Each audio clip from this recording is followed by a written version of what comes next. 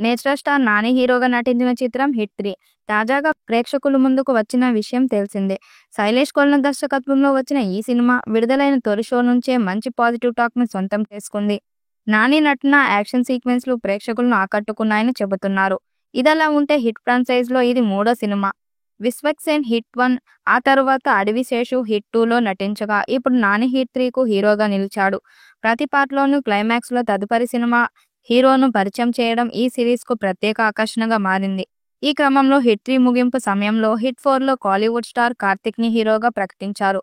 అతను ఏసీపీ వీరప్పన్ పాత్రలో కనిపించనున్నాడు.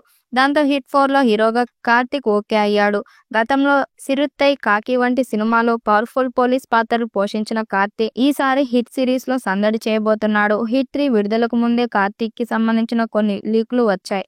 దీనిపై దర్శకుడు అసంతృప్తి వ్యక్తం చేసిన విషయం తెలిసిందే.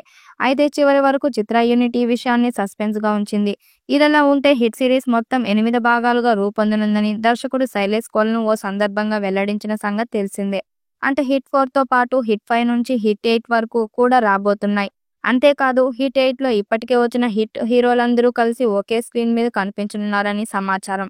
ఇక హిట్ 3ని పాన్ ఇండియా స్థాయిలో రిలీజ్ చేశారు. నానికి ఉన్న క్రేజ్‌తో ఈ చిత్రం సూపర్ హిట్ టాక్ తెచ్చుకుంది. దాంతో హిట్ 4 మీద అంచనాలు పెరిగాయి.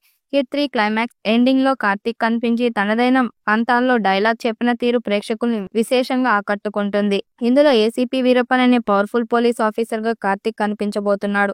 దేశమంటే మట్టి కాదోయ్ మనుషులోయ్ అంటూ శ్రీ గురజాడ అప్పారావు చెప్పిన కవిత్వాన్ని కార్తీక్ తన స్టైల్‌లో చెబుతూ ఎంట్రీ ఇచ్చిన తీరు ఆకట్టుకుంటుంది.